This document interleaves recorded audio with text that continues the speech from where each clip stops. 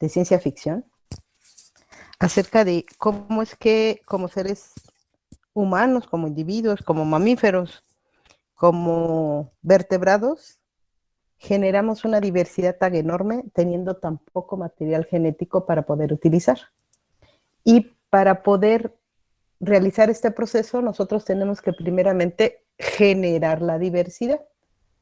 La generación de diversidad implica tener al final un repertorio linfocítico en donde yo tengo linfocitos T capacitados para reconocer cualquier otra cosa menos yo, menos lo propio, y linfocitos B en la misma manera.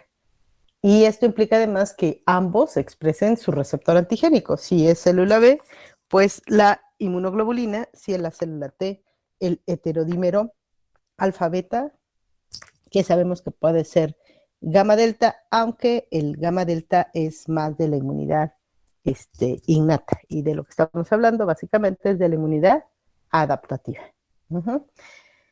Es importante también reconocer que necesitamos generar un exón funcional. Exón funcional. Es decir, que mis células que no están comprometidas con el linaje de linfocitos, con el linaje linfocitario, no tienen la capacidad de transcribir un gen para producir inmunoglobulinas o para producir TCR.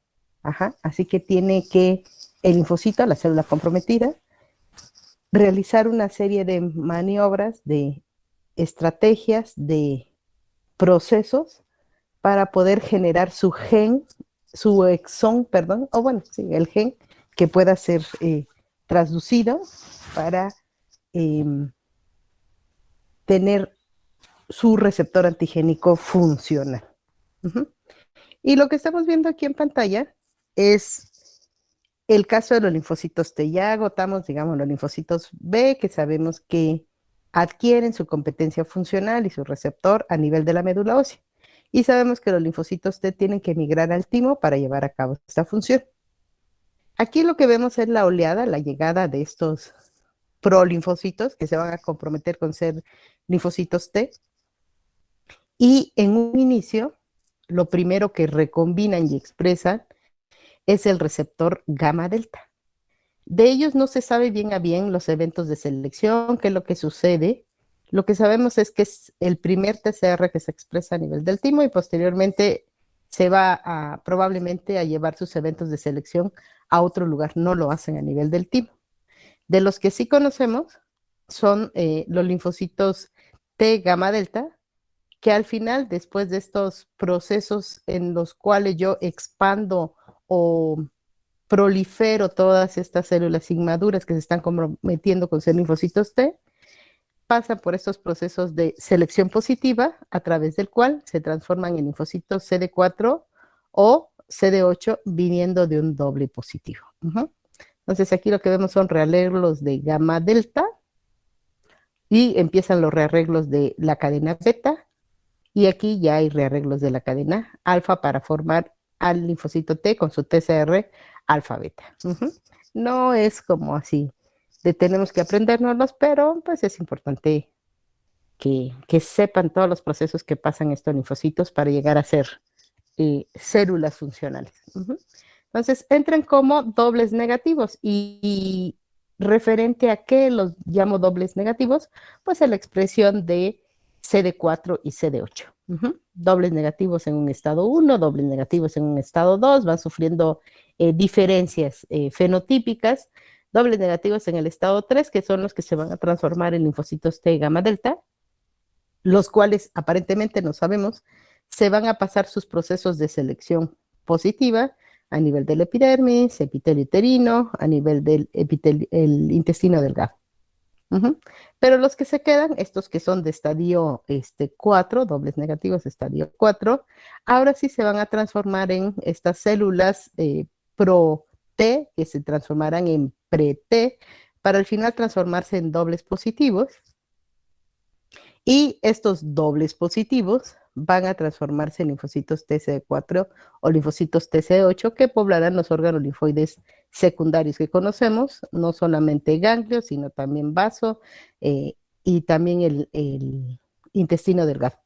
Y habrá algunos que por una selección que se llama aquí agonista, que van a expresar otro receptor que se llama CD5, serán los que salgan también al intestino delgado. Entonces, en el intestino delgado tenemos una gran cantidad de linfocitos, algunos gamma delta, algunos alfa beta, pero con un receptor CD8 diferente, y tendremos a linfocitos de alfa beta, los tradicionales, principalmente CD8. ¿Puede haber CD4? Sí, sí puede haber.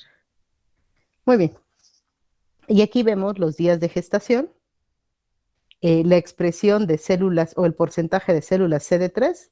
¿Se acuerdan qué tipo de células tienen CD3 positivo?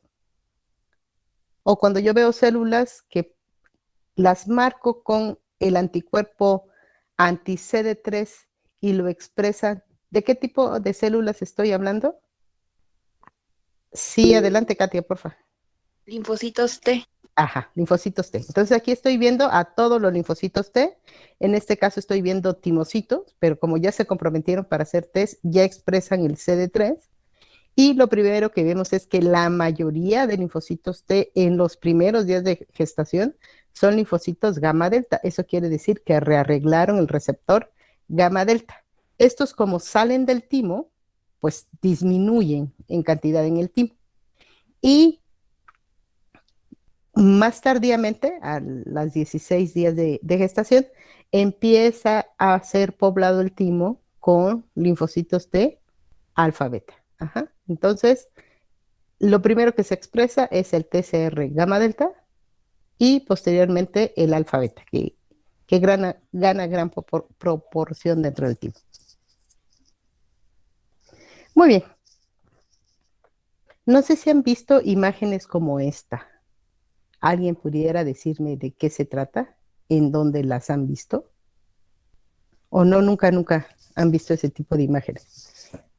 Si han leído artículos, que muy probablemente sí, sobre todo en segundo año, sobre todo en biología molecular, dependiendo del maestro, seguramente vieron algunos artículos en donde vieron unas imágenes como esta.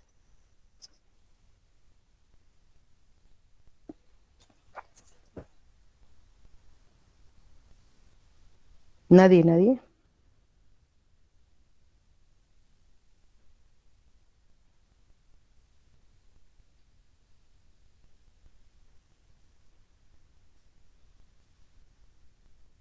¿No? Bueno, esta es una imagen de una representación de citometría de flujo, y esta imagen se llama dot plot o de puntilleo, de puntitos. Cada puntito significa, dicen, un evento. En este caso representaría una célula. Uh-huh. Aquí lo que estoy viendo es al desarrollo linfocitario, estoy viendo al timo, y yo puse dos marcadores para identificar. Puse anticuerpos anti-CD4 y puse anticuerpos anti-CD8. Nosotros sabemos en la periferia que los linfocitos T o son CD4 o son CD8, pero como estamos viendo en este momento, pasa por etapas cuando está en el timo.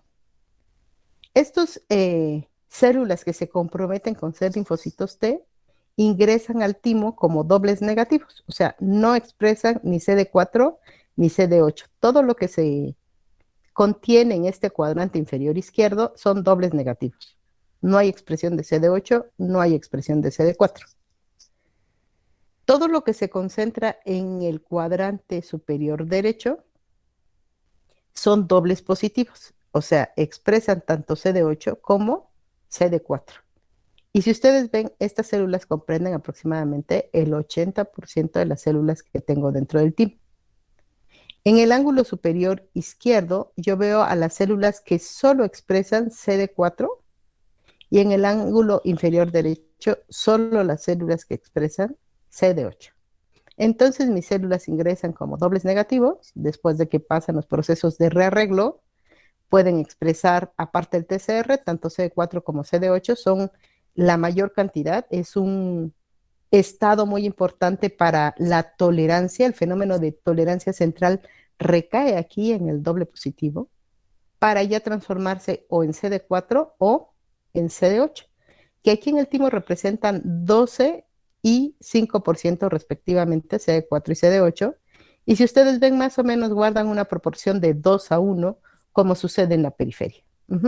Yo no sé si aquí haya dudas o preguntas. Esta dicen que es la imagen de una golondrina. Esta sería su cabecita, estos serían sus brazos, un brazo más gordo que el otro, el brazo izquierdo está más gordito, y este sería su cola, ¿no? La parte de la cola.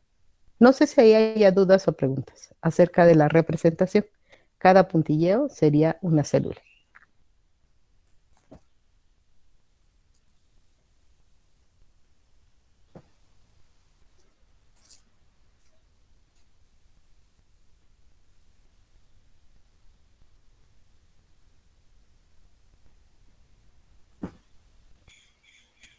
No, doctora, todo bien. Ok. En la citometría de flujo hay muchas formas de ver lo que yo quiero buscar. Una de estas formas representativas es este esquema de puntilleo. Pueden ser histogramas, pueden ser mapas como de estos que se llaman de puntos calientes. Depende de el software que manejemos para la citometría. O sea, el software me da diferentes alternativas para representar estas diferentes cosas. En este caso son por puntilleo. ¿Sale? Ok. Tengo a mis... perdón, la del lado derecho es la representación de lo que sucede en el lado izquierdo. Células dobles negativas, que ya tienen aquí TCR expresado, no deberían, ¿verdad? Y células doble positivas. Aquí vemos tanto CD4 como CD8, que se van a transformar en ser o CD4 o CD8.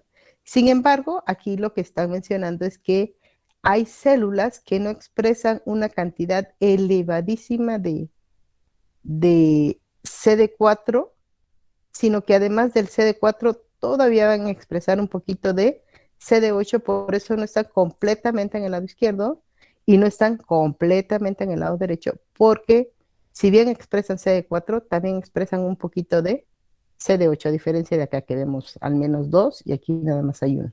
Ajá. Entonces es como este bracito que estamos viendo en esta parte, en donde si bien expresan CD4, todavía expresan un poquito de CD8. Que bueno, no tiene mayor importancia.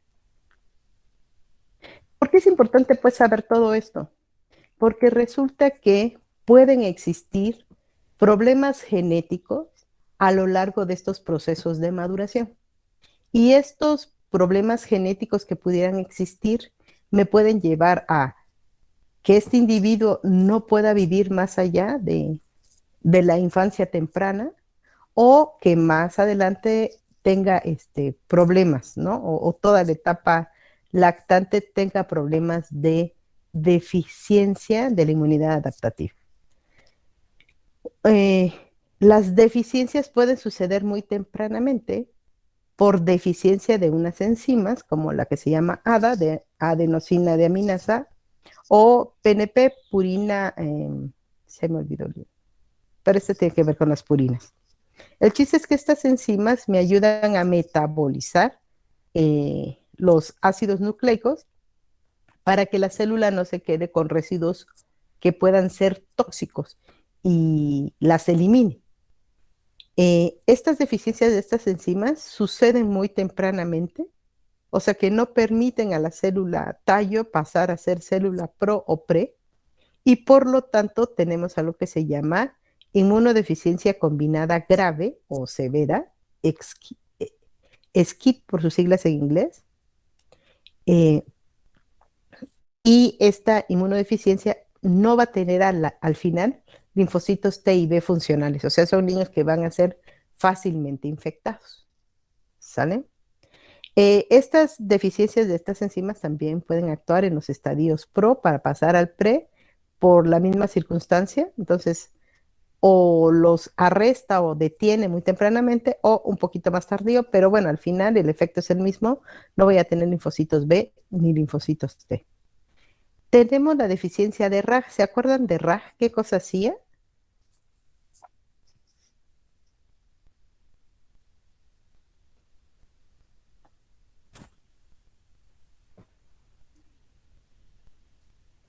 Pues cortaban, ¿no? Bueno, Ajá, es una endonucleasa, ¿no? RAG significa genes activadores de la recombinación, porque así fueron identificados tempranamente. Estos genes activadores de la recombinación transcriben o expresan o permiten que se exprese una proteína que se llama RAG1 o RAG2, dos proteínas diferentes, que son las que me ayudan al corte. Ajá, son las endonucleases. ¿Qué creen que pudiera suceder si no hay RAG? Por alguna extraña circunstancia, yo no tengo una mutación ahí en el sitio en donde se expresa RAG. ¿Qué creen que pudiera suceder?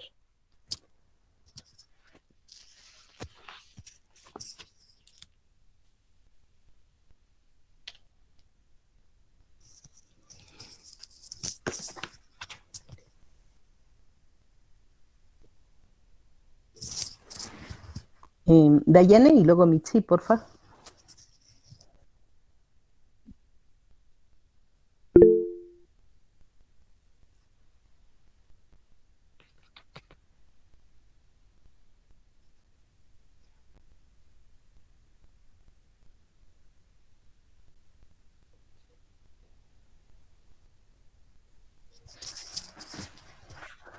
Ok, Dayane. A ver, adelante, Mitzi. Es casi lo mismo que dijo mi compañera, que no se daría el proceso de recombinación. Ok. ¿Y eso qué implicaría? Si no se da el proceso de recombinación, ¿qué cosa no tengo? diversidad genética. Ajá. Ok. Sí, Juliet. Y luego, Octavio, por favor. Pues si no se da esta recombinación, no habría una especificidad, ¿no? Para cada epítopo en el caso de los linfocitos T. Muy bien. A ver, Octavio. Sí, doctora, iba a decir lo mismo, de pues a través de la variabilidad se empezaba a dar la especificidad hacia los distintos agentes patógenos. Ok. Entonces, entendemos muy bien que RAG me ayuda al proceso de recombinación, al proceso de cortar, al proceso de poder formar el exón que sí pueda ser transcrito. Si yo no tengo el gen BDJ o el exón BDJ o BJ, bueno, primero el BDJ para pegarlo a la región constante, llámese de la cadena pesada de inmunoglobulina, llámese de la cadena beta del TCR, pues yo no voy a tener a la larga TCR. Y eso va unado a la diversidad, a la especificidad. Pero punto número uno, no voy a tener test ni voy a tener BES. Entonces, esta deficiencia se parece un poquito a las deficiencias de enzimas, ¿eh?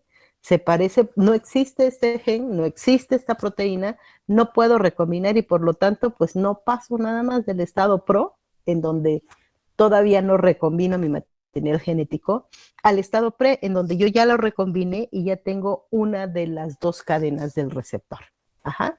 Esto al final, como no voy a tener test niveles, también me va a dar una inmunodeficiencia combinada grave o combinada severa, o SCID, por sus siglas en inglés, y son de tipo autosómico. ¿Sale? O sea, esto viene en los cromosomas autosómicos y pues ahí voy a quedar con deficiencia, ¿no? Tengo otra más de SCID, pero que este está ligado a cromosoma X. Aquí la deficiencia no es de ADA, no es de RAC, sino es una deficiencia de algo que se llama cadena gamma común. Resulta que dentro de las citocinas hay las citocinas de tipo 1, así se llaman, que también se denominan hemopoyetinas o hematopoyetinas, que me permiten el crecimiento, proliferación, sobrevida de células sanguíneas, y dentro de ellas la mayoría de los receptores, ojo, de los receptores para estas citocinas, tienen en común esta cadena que se llama cadena gamma. Resulta que los receptores para citocinas son un dímero o trímero y las primeras o la primera de las cadenas me ayudan a reconocer a la citocina y esta cadena en especial que comparten el grupo de receptores de citocinas es una cadena que le ayuda a señalizar. Y como la mayoría del grupo la tiene, se le llama cadena gamma común. Ajá. Si yo no puedo expresar esta cadena gamma común, todo lo que me señalice no va a poder llevar a cabo ese proceso de activación a nivel de la célula y por lo tanto las funciones que tiene. En especial para el linfocito T, esta cadena gamma común es muy importante porque a través del receptor para interleucina 7, que tiene su receptor esta cadena gamma común, permitimos la proliferación de los timocitos. Entonces, si no hay gamma común, no hay proliferación de los timocitos y otra vez me quedo arrestado en el estadio pro-T y que no va a poder permitir migrar en los siguientes estadios. Y no voy a tener un linfocito T maduro al final. También los Bs van a verse limitados, pero sobre todo porque no va a haber interacción del T con el B. El T con el B vamos a ver más adelante que es muy importante para generar lo que necesito, memoria a largo plazo, células plasmáticas de vida media larga, cambio de isotipo, etcétera, etcétera. Ya eso lo veremos más adelante. Entonces, la deficiencia de la cadena gamma común es una inmunodeficiencia, es un tipo de inmunodeficiencia combinada grave ligada a cromosoma X. No tengo Ts y no hay cooperación con Bs. También algo similar sucede con que haya hipoplasia o aplasia tímica, en donde yo no voy a tener la universidad que genera la diversidad del linfocito T, y entonces voy a tener algo que se llama síndrome de DiGeorge. Porque no voy a tener Ts al final, bueno, y porque se presentan algunas otras características clínicas en esos pacientes, ¿no? Micropnatia, implantación baja de pabellones auriculares, paladar alto, es un síndrome velocardiofacial, pueden tener problemas a nivel cardíaco como tetralogía de Fallot, etcétera, etcétera. Otra deficiencia es la deficiencia de la tirosinasa de Bruton, que yo no sé si se acuerdan, que les dije que era muy importante para el estadio pre-B. Ahí es donde se expresa en mayor cantidad. La tirosinasa de Bruton es una enzima que fue identificada más tardíamente cuando se describió el síndrome. El síndrome lo describe Sir Ogden Bruton, que es un pediatra, inmunólogo militar, británico, que él describe una serie de niños, poquitos, porque es una inmunodeficiencia no tan frecuente, y lo que ve en esos niños es que tienen infecciones de repetición, principalmente vías respiratorias altas o diarreas. Y entonces él presupone que esto tiene que ver con alguna deficiencia de humoral, hace algo que se llama electroforesis de proteína, ve que la cadena gamma, perdón, el pico gamma en donde se encuentran concentradas las gamma globulinas, principalmente IgG, no está presente o está muy bajito, y para ese entonces ya se obtenía a través de ciertos procesos químicos, ya se obtenía la gamma globulina. Entonces, no solamente identifica que estos procesos son debidos a deficiencia de gamma globulina o de la cadena gamma del pico gamma de las globulinas, sino que además les infunde a estos niños gamma globulina que venían de otras personas. Entonces, y con esto disminuyeron los problemas respiratorios y los problemas digestivos para estos niños. Entonces, él lo describe del tratamiento y mejora la sobrevida de estos niños. Esta tirosinasa, esta enzima, está o se encuentra codificada en cromosoma X también. Y esta enzima evita que prosiga el proceso de ontogenia de los linfocitos B. O sea, se quedan aquí, a lo mejor máximo en el estadio pre-B, y por lo tanto no pueden secretar inmunoglobulina, porque nada más se quedan con la cadena pesada. Así que estos pacientes, hombres, no pueden producir gamma globulinas en sí, el resto de inmunoglobulinas. Por eso se llama A de alfa privativa, sí, gamma globulinemia, porque son el pico gamma de las globulinas ligada a cromosoma X, o también denominado, producido por la tirosinasa de Bruton. Esta familia se describe de ahí de 1933 y es familia de otras tirosinasinasas como LSK, FIN y LIN, que veremos para la activación de linfocitos B y linfocitos T. Otra de las inmunodeficiencias puede ser la deficiencia de las moléculas del complejo principal de histocompatibilidad. Si ustedes recuerdan, los linfocitos T pasan por un proceso de selección que se llama selección positiva, la cual se lleva a cabo en el contexto del MHC. Si lo que reconocen es MHC de clase 2 en baja afinidad y avidez, van a ser un linfocito CD4. Si lo que reconocen es el MHC de clase 1 con baja afinidad y avidez, se transformarán en un linfocito CD8. Entonces, clase 2 para CD4, formar CD4, clase 1 para formar CD8, así como se presenta en la periferia. Entonces, si yo tengo deficiencia de MHC de clase 2, si yo no puedo expresarla por algún motivo, yo no voy a tener linfocitos TCD4. Tendré puros CD8, pero no CD4.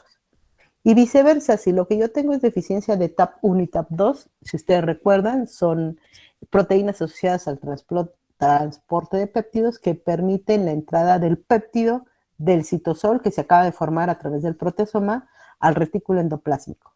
Si yo no tengo, pues no voy a poder tener un MHC de clase 1 estable, porque no voy a producirle péptidos que ingresen esta molécula de MHC de clase 1 y la mantengan estable. Debe de forzosamente ser un trímero para poder estar estable. Creo que eso ya lo habíamos mencionado previamente.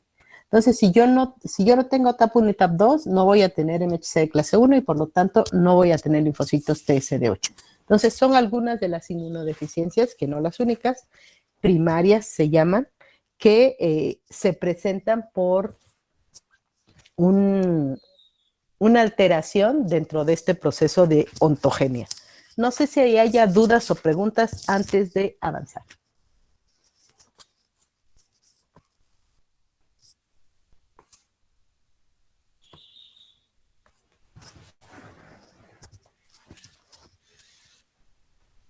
¿No hay dudas? ¿No hay preguntas? ¿Están seguros? Hablen ahora o callen para después del examen.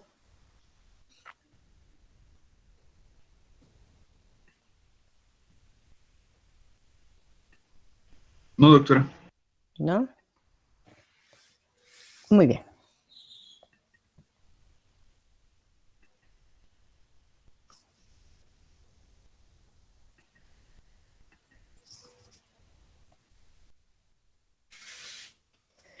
Aquí vemos de otra manera este mismo proceso de ontogenia, célula tallo o stem cell. Si hay defecto, como vimos previamente, aquí podemos tener la inmunodeficiencia combinada grave, que es de tipo autosómico recesivo, ya sea por deficiencia de PNP o de ADA, de estas enzimas. O deficiencia de RAG, ¿no? Porque la autosómica recesiva.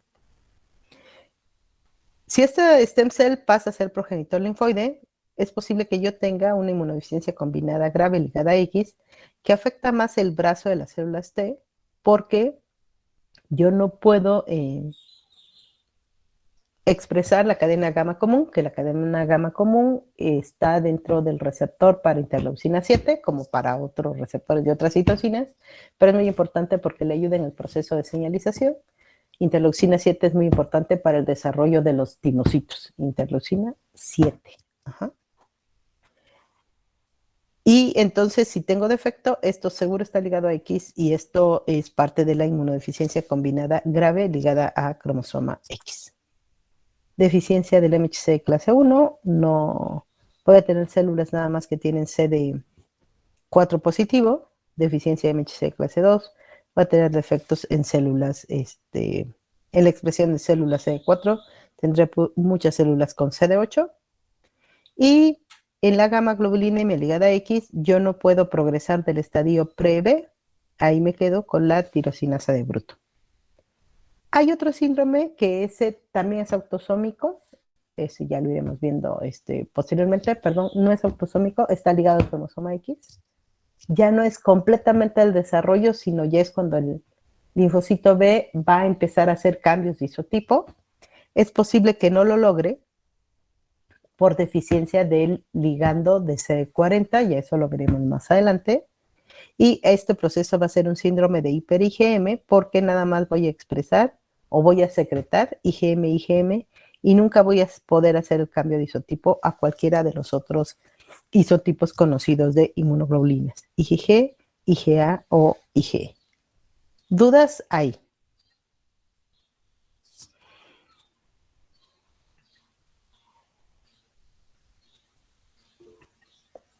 Sí, Mitzi. El síndrome de hiper-IgM dijo que es ligado a X. ¿Sí? Ah, gracias. Sí, de nada. Hay dos ligados ahí a X, el de hiper-IgM y el de inmunodeficiencia combinada grave ligada a X, que eso se da por deficiencia de la cadena gamma común.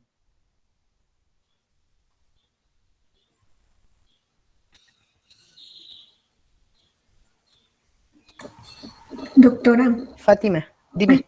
sí, doctora, dijo que la interleucina 7 era importante para el desarrollo de ¿qué célula, perdón? Timocitos. Los Timocito. linfocitos T que están en desarrollo. Ah, ok, gracias. Es fundamental para ellos.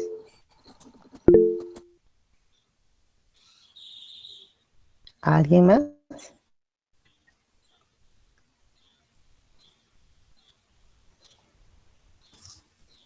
Vamos a hablar más adelante un poquito más de estas inmunodeficiencias, pero ya las vamos aquí dejando claras para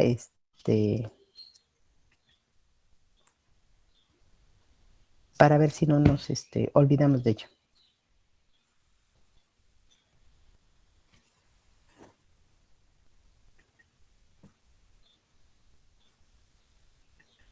Muy bien.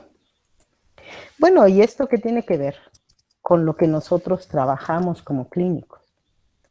Pues resulta que tenemos varias asociaciones que tratan a niños con inmunodeficiencias. Una de ellas a nivel mundial es esta que se llama Jeffrey Model Foundation. Y esta asociación se generó por los papás del niño Jeffrey, que resulta que no recibe una atención adecuada. Para entonces no se sabía tanto de las inmunodeficiencias y sobre todo se generó para crear conciencia de que este tipo de enfermedades, aunque son raras, existen y que en nosotros está darle un tratamiento más temprano. Estas son las 12 señales que esta asociación pone para que todos las conozcamos y que si vemos algún niño, y puede ser adulto, con este tipo de problema, pensemos, sospechemos que puede padecer de una enfermedad por inmunodeficiencia primaria. La presencia de 8 o más otitis en un año, otitis, o más de 2 que supuran, o sea que tengan otitis media aguda supurada, 2 en un año. O tiene 8 problemas de otitis que yo corroboro, no nada más es la otalgia, sino tiene otros signos y síntomas, 8 en un año, 8 o más, ¿no? O 2 supuradas en un año, hay que sospechar que tiene una inmunodeficiencia primaria. Claro que si es un niño alérgico, con rinitis alérgica, pues seguramente por ahí viene el problema, ¿no? 2 o más sinusitis graves o moderadas en un año. Hay que sospechar 2 o más en un año de que tiene una inmunodeficiencia primaria. 2 o más neumonías en un año. ¿Quién de todos los que estamos aquí ha tenido una vez neumonía. COVID no cuenta. Fuera de COVID, antes de 2 años hacia atrás, ¿quién ha tenido neumonía? Digo que COVID no cuenta porque es una pandemia. Y ahí seguramente uno que otro debe haber tenido neumonía. ¿Nadie? ¿Jamás? ¿Ni una sola? Entonces, si no hemos tenido una, imagínense tener 2 en un año. No digamos en toda la vida, en un año. Hay que sospechar en una inmunodeficiencia primaria. O bien, a lo mejor tengo neumonías anuales. Pues eso tampoco es normal. Algún defecto va a tener. Puede ser inmunodeficiencia primaria. 2 o más meses tomando antibióticos, o ingesta de antibióticos orales con pocos resultados. O sea, yo llevo 2 meses y mi sinusitis sigue bien tremenda, o mi problema bronquial sigue terrible, sigo expectorando flemas mucopurulentas, tengo fiebre. O sea, no veo resultado con el tratamiento antibiótico bien indicado. O la aplicación de la aparición de secuelas y o complicaciones debidas a las infecciones. Ajá. O sea que yo tengo, por ejemplo, abscesos cutáneos profundos y me deja un hoyo ahí, o tengo una fibrosis muy importante, o eso sucede a nivel del intestino o a nivel del hígado. Ajá. Como si te dice que el niño no aumenta de peso ni crece normalmente. O sea, es un niño que está desnutrido siempre, que tiene talla y peso bajos para su edad. Hay que sospechar en inmunodeficiencias primarias. Ojo, no confundir con desnutrición que existe en nuestro medio, y que la desnutrición puede ser una consecuencia de una inmunodeficiencia, no primaria, sino una inmunodeficiencia secundaria. O sea, la inmunodeficiencia secundaria es la secuela o la complicación que puede traer la desnutrición. Abscesos recurrentes en la piel, sin contar tanto la cara y en la etapa de adolescencia. Si yo tengo abscesos continuos, tengo abscesos de repetición, a lo mejor tengo por ahí una heumatocelia o una osteomielitis, y hay que sospechar de que es una inmunodeficiencia primaria. La presencia de candiriasis o aftas persistentes en la boca o en la piel, hay que sospechar de inmunodeficiencias primarias, principalmente en la etapa del lactante y en la etapa del preescolar. La necesidad de antibióticos por vía intravenosos para mejorar el problema de infección. O sea, ya me eché 2 meses de tratamiento oral con antibióticos, no mejoré, me tuvieron que internar para ofrecerme antibióticos intravenosos. Complicaciones secundarias a la aplicación de vacunas vivas o vacunas replicativas. Por ejemplo, la BCG, en ciertos individuos que son los menos, me puede generar un fenómeno que se llama BCGosis, porque no tengo suficientes células o inmunidad celular para hacerle frente a la micobacteria, que por más que está atenuada, pues está viva, ¿no? Antecedentes virales de infecciones recurrentes, inmunodeficiencias o muertes tempranas por causa de desconocida o infección. O sea, en el momento en que yo empiezo a sospechar, trato de juntar algunos otros datos de alarma, y algunos de ellos es que ya tenga familiares con problemas de inmunodeficiencias primarias, o bien hayan fallecido muy tempranamente por causa que no sabemos, o por la presencia de infecciones, ¿no? No, pues sí, mi segundo hijo hombre, falleció por una diarrea muy, muy importante que no pudieron controlar, que no respondía a tratamiento. O tenía yo un hijo antes de que tuvo procesos de infección de repetición a nivel de la vía respiratoria, y pues de eso también falleció. Entonces ahí hay focos, ahí hay señales de alarma para la sospecha de inmunodeficiencias primarias, y a veces no las tomamos en cuenta, sobre todo para establecer un diagnóstico. No sé si hay dudas o preguntas ahí. Voy a pasar en dibujitos, aunque estos son 10, son parte de esto. Vean, es también de la Jeffrey Model Foundation. Igual, otitis, aquí le baja, a 4 más. Con 4 más es como los estándares, 8 ya es como esperarse mucho. 2 o más infecciones de senos paranasales, 2 o más meses de tratamiento, 2 neumonías o más en un año, dificultad para crecimiento y aumentar de talla, abscesos en órganos o abscesos cutáneos profundos, aftas persistentes en la boca, infecciones micóticas en la piel, necesidad de antibióticos intravenosos, 2 o más infecciones profundas, antecedentes familiares de inmunodeficiencias primarias. Estos son como los más importantes signos de alarma, 10 o 12 dependiendo de si queremos extenderlo un poquito más o ver como lo más práctico, los más comunes que serían estos 10. Y todo esto sucede principalmente por deficiencias del sistema inmune adaptativo. El innato también tiene, pero es en menor proporción. La mayor frecuencia de las inmunodeficiencias primarias, el 50% o tal vez un poco más, corresponde a las inmunodeficiencias humorales. O sea, hay defectos en las células B de cualquiera de los tipos que ustedes quieran. Y ya de ahí, pues las celulares son menos, mixtas, etcétera. Las que son de inmunidad innata son las mucho menos, las más raras son las del complemento, que representan aproximadamente el 2%. ¿Dudas o preguntas?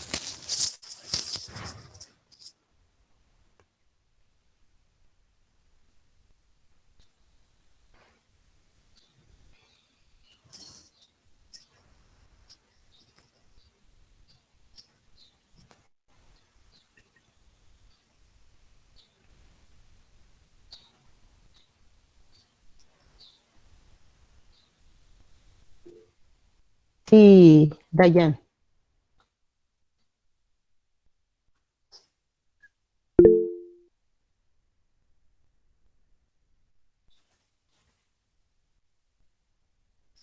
Sí es posible, Dayan, sí te entiendo a la pregunta. La mayoría de inmunodeficiencias primarias, su manifestación es en el niño, la mayoría. Pudiéramos decir que el 90% se manifiesta en el niño. O sea, esta inmunodeficiencia combinada grave que pueden fallecer muy rápidamente, síndrome de Di-George, o sea, esos son ejemplos que uno entiende rápido, ¿no? Se presentan en el niño. En el adulto tenemos de dos. El adulto puede ser un niño que tuvo una inmunodeficiencia primaria y que está en vigilancia y está en tratamiento. Por ejemplo, A-gamma-globulinemia ligada a X. Sería un ejemplo interesante. La A-gamma-globulinemia ligada a X pues, se presenta en el niño con procesos de infección de repetición a partir del 6º mes. ¿Y por qué del 6º mes? Porque todos los primeros 6 meses hubo transferencia de la inmunidad a través placentario y además si está recibiendo seno materno, pues está recibiendo inmunidad humoral adicional. Y entonces puede no tener problemas de infecciones por microorganismos capsulados, principalmente infecciones o síndromes sinobronquiales, sinusitis, neumonías, otitis van incluidas, o bien procesos de diarreas, ¿no? Infecciones de enfermedades diarreicas agudas, ¿no? Entonces, puede ser ese niño que lo detectamos ahí y le dimos como terapia suplementaria gamma globulinas. Entonces, ese niño puede crecer con gamma globulina y tener ese proceso de inmunodeficiencia porque ahí no se lo puedo cambiar. Pues sería cuestión de meterle el gen que le hace falta. Todavía no hemos llegado a tanto. Hay muchos estudios y hay protocolos, pero todavía no llegamos a eso. Y ese niño lo puedo ver como un adulto que recibe su gamma globulina. O bien puede ser un paciente con síndrome de hiper-IgM, ya hablaremos de ello, que igual llega a la etapa adulta, son como de los más nobles o que puedo ver más adelante. O bien puede ser un adulto que manifieste la inmunodeficiencia. Hay una inmunodeficiencia en especial que es la que buscamos como especialistas de adultos, que es la inmunodeficiencia común variable. Inmunodeficiencia común variable, que no tiene una sola causa, sino son múltiples causas. Y ahí lo más importante es que la cooperación del T con el B se ve afectado y por lo tanto el B no produce suficientes cantidades de inmunoglobulina. Entonces, este tipo de pacientes también puede cursar con síndromes sinobronquiales de repetición, empieza con procesos de infección, sobre todo neumonías, o sea, una neumonía este año y al otro año y al otro año, tiene dos en un año, o una sinusitis muy severa si ya le descartaste que tuviera algún problema, algún defecto anatómico o problema de los cilios, etcétera, o sea, pero tiene infecciones de repetición, o bien son pacientes que debutan con anemia hemolítica o con púrpura trombocitopénica, porque como ya veremos más adelante, no debemos casarnos con la inmunodeficiencia, que nada más es un defecto en la inmunidad para responder en contra de microorganismos, sino también la inmunidad se ve alterada incrementando las enfermedades autoinmunes o las enfermedades alérgicas, etcétera, o el cáncer, por ejemplo, ¿no? Entonces, este tipo de pacientes que en su vida inicial fueron sanos, en la segunda, tercera década de la vida pueden presentar o bien debutar con anemia hemolítica o con púrpura trombocitopénica inmune y posteriormente empezar con procesos infecciosos de repetición. Ajá. Entonces, estos pacientes con anemia hemolítica, con púrpura trombocitopénica, hay que seguirlos en el tiempo porque alguno de ellos puede desarrollar una inmunodeficiencia común variable. Ajá. Y aquí lo que hago es determinar anticuerpos en el suero y ver si hay defectos de anticuerpos, al menos dos de ellos, IgA con IgG, IgA, o sea, combinados al menos dos, para establecer el diagnóstico. Y otra inmunodeficiencia que yo puedo encontrar primaria en el adulto es la deficiencia selectiva de IgA, porque resulta que 2/3 partes de esos pacientes cursan asintomáticos. No tienen ningún síndrome clínico y a lo mejor por alguna otra cuestión le hice inmunoglobulinas y resulta que la IgA, inmunoglobulina A, está baja. Ajá, entonces son como las inmunodeficiencias que yo puedo buscar en el adulto, siempre y cuando tenga clínica, no lo busco así como escrutinio, porque son raras, no son tan frecuentes, 1 en 100,000, ajá, aunque se dice que para la inmunodeficiencia de IgA, 1 en 500 o 1 en 700, pero 2/3 partes de ellos pues son asintomáticos. No sé si eso contesta la pregunta, ya iremos hablando más de ello.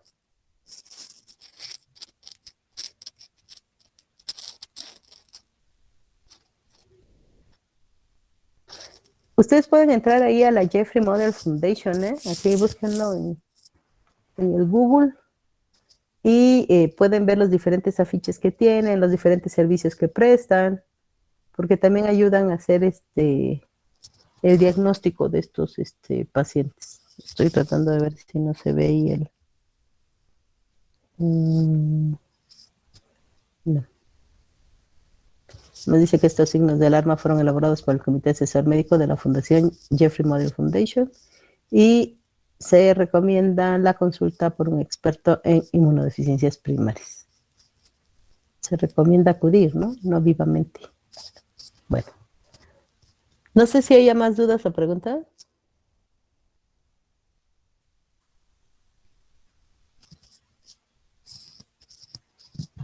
No, doctora. No, Ya le subí el siguiente tema. Vamos a dejarlo hasta ahí. Y el día viernes ya empezamos con el tema 5. Recuerden que concluyendo el tema 5 tendríamos una semana para hacer examen. Me parece que el tema 5 lo concluiremos el martes, tal vez el miércoles siguiente. Así que sí tendríamos chance de hacer examen antes de irnos de vacaciones. Muy bien. Pues cuídense pues y seguimos en contacto. gracias. Nos vemos. Bye bye.